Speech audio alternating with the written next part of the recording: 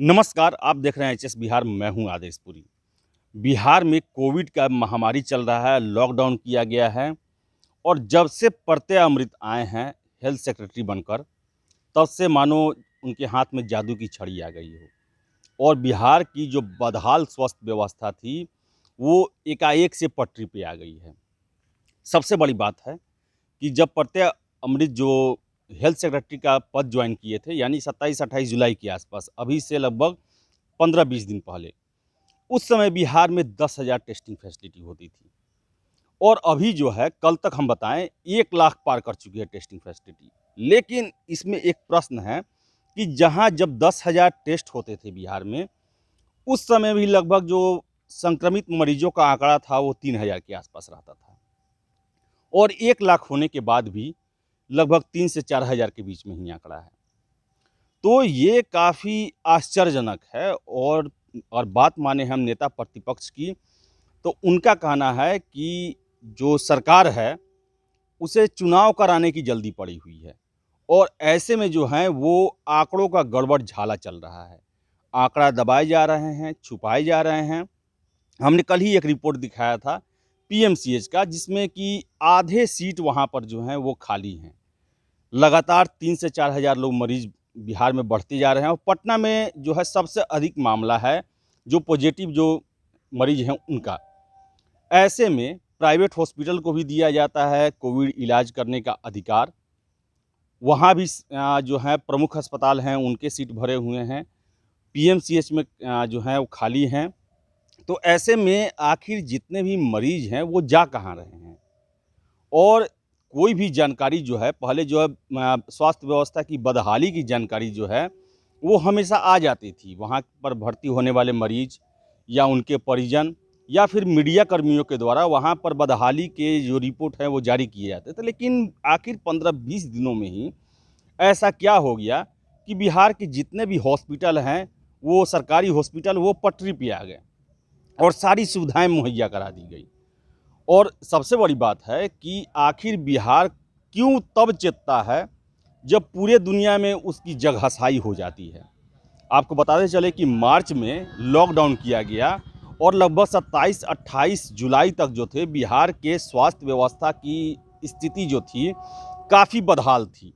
यहाँ पर हमने देखा था कितने वीडियो जारी हुए थे, मीडिया कर्मियों ने अपनी खबरें बनाई थी कि कोई एम्स के बरामदे में तड़प तड़प के मर गया, तो किसी को ऑक्सीजन नहीं मिला उसके कारण मर गया। कैसे जो है एक डेड बॉडी को मरीजों के बगल में 2 दिन छोड़ दिया गया और कैसे कोई तड़प तड़प के रो रहा है, लेकिन उसे भर्ती करने वाला कोई नहीं है, कोई सुध लेने वाला नहीं है। ना डॉक्टर देखने आते हैं, ना नर्स देखने आते हैं, ना मेडिकल बुलेटिन जारी होता है, ना वेंटिलेटर की सुविधा है, ना ऑक्सीजन की सुविधा है, ना ही बेड की सुविधा है। आखिर एकाएक ये 14-15 दिनों में कैसे हो गए? कौन सी जादू की छड़ी आ गई स्वास्थ्य सचिव के पास और उन्होंने बिहार का जो बदहाल चिकित्सा व्यवस्था था उसको पटरी पर ला दिया उन्होंने। लेकिन जो खबरें आ रही हैं, लोग बता रहे हैं कि पीएमसीएच में जितने भी मरीज भर्ती किए जा रहे हैं या हॉस्पिटल में, सरकारी जितने भी हॉस्पिटल हैं, वहाँ पर जो मरीज हैं उनको मोबाइल ले जाने का अधिकार नहीं दिया जा रहा है। परिजनों का मोबाइल भी जब्त कर लिया जा रहा है और किसी भी तरह का जो सूचना है, जो एक स्वतंत्र सूचना जो मिलता है, मीडिया कर्मियों को मिलता है, वरिष्ठ जो पत्रकार हैं उनको मिलता है, वो सारी जो खबरें आ रही हैं कि वो सारी सूचनाएं नहीं मिल पा रही है। और यहाँ पर जो है नेता प्रतिपक्ष तेजस्वी यादव की बातें जो हैं वो सही प्रतीत होती है कि कुछ ना कुछ गड़बड़ चल रहा है स्वास्थ्य विभाग में। और 1 लाख फैसिलिटी जो टेस्टिंग होने के बाद भी बिहार में जो है वो पॉजिटिव रेट की संख्या जो है वो लगभग स्थिर बनी हुई है। और आपको बताते चलें कि इससे पहले भी जो लैब टेक्नीशियन के पद थे, नर्सिंग के पद थे, डॉक्टरों के पद थे, बहुत सारे हॉस्पिटल में जो जिला अस्पताल हैं या फिर रेफरल हॉस्पिटल हैं अनुमंडल में या फिर पीएचसी हैं, वहाँ पर खाली चल रहे थे। सरकार ने अभी उस पर भर्ती प्रक्रिया शुरू की है और कल ही सरकार ने 1.5 लाख एंटीजन किट की खरीदारी की है। आखिर ये सब जो काम जो हैं वो पहले क्यों नहीं किए गए, समय रखते क्यों नहीं किए गए? और उस समय किया गया कि पूरी जगहसाई हो गई बिहार की पूरे देश में, तब ये फैसिलिटियाँ डेवलप की गई। कुछ जानकार ये भी कहते हैं कि नीतीश कुमार जो है वो बीजेपी के साथ भी एक गेम खेल रहे हैं। जब तक जो स्वास्थ्य सचिव उदय सिंह कुमावत थे या फिर मंगल पांडे, जो 27 जुलाई को जो मीटिंग हुई उसमें उदय सिंह कुमावत को बहुत झाड़ लगाते हैं नीतीश कुमार और उन्हें अगले दिन उन्हें पद से हटा दिया जाता है। तो जो जानकार हैं वो बताते हैं कि नीतीश कुमार ने पहले 3-4 महीने तक इसका कोई सुध नहीं लिया स्वास्थ्य व्यवस्था का, और जब बदनामी होने लगी तो सारा ठिकरा जो है वो मंगल पांडे के माथे फोड़ने का प्रयास किया गया और दिखाने की कोशिश की गई कि बीजेपी के मंत्री ने बिहार में कोविड की स्थिति को नियंत्रित नहीं कर पाए, उनके कंट्रोल के बाहर रहा, उनके पास वैसी क्षमता नहीं थी कि इस महामारी को निपट सके। और जब प्रत्यय अमृत, जो कि नीतीश कुमार के काफ़ी चहेते अफसर हैं, उनको लगाया गया तो स्थितियां एकाएक बदल गई। यानी कि जो दोष का ठिकरा है वो बीजेपी के पाले और जो उसमें अच्छा हुआ काम हो रहा है वो जदयू के हवाले।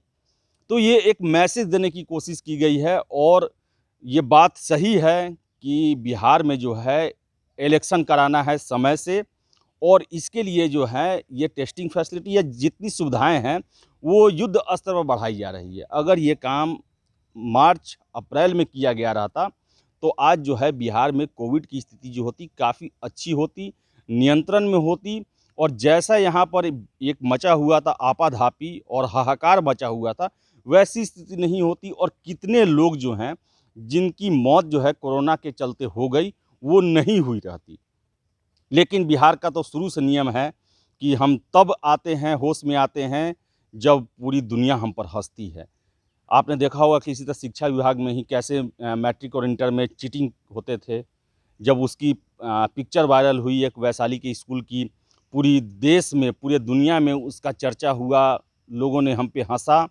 उसके बाद जो है वो बिहार बोर्ड आता है होश में और चीटिंग रोकने का प्रयास करता है, कड़े-कड़े नियम बनाए जाते हैं। वैसे ही कमोबेश हालात जो हैं स्वास्थ्य विभाग में ही देखने को मिलते हैं। 4 महीने चाहे मुख्यमंत्री हों या स्वास्थ्य मंत्री हो, वो सोए रहें, और एकाएक जब यहाँ जो व्यवस्था है वो काफ़ी बदहाल होती है, एकदम घटिया स्तर पर चली जाती है, तब वो होश में आते हैं और एकाएक जो हैं ये सब काम करना शुरू करते हैं। लेकिन इन सब के बीच में बहुत सारे ऐसे प्रश्न हैं। एंटीजन टेस्ट किट से टेस्टिंग कराई जा रही है, जो पीसीआर टेस्ट होता है, फिर ट्रूनेट मशीन से टेस्ट होता है, उस पर कम जोर दिया जा रहा है। और जो एंटीजन टेस्ट है वो पूरा सटीक जांच नहीं देता है। लेकिन चूंकि बिहार में इलेक्शन कराना है, यह दिखाना है कि स्थिति हमारे कंट्रोल में है, मरीजों की रिकवरी रेट अच्छा है और संक्रमण रेट कम हो रहा है, तो इसको लेकर कहीं ना कहीं कुछ जो आंकड़ों का खेल है वो राज्य सरकार ज़रूर कर रही है। लेकिन इन सब के बावजूद हम ये आशा करते हैं कि बिहार में जो है कोविड की समस्या का सरकार जो है वो ईमानदारी से निदान करेगी और जो भी मरीज़ हैं उनका अच्छा इलाज होगा। तो फिलहाल इस रिपोर्ट में इतना ही। अगर आपको हमारा वीडियो पसंद आए तो आप इसे लाइक करें, शेयर करें और हमारे चैनल एचएस बिहार को सब्सक्राइब करना ना भूलें। आपका बहुत बहुत धन्यवाद।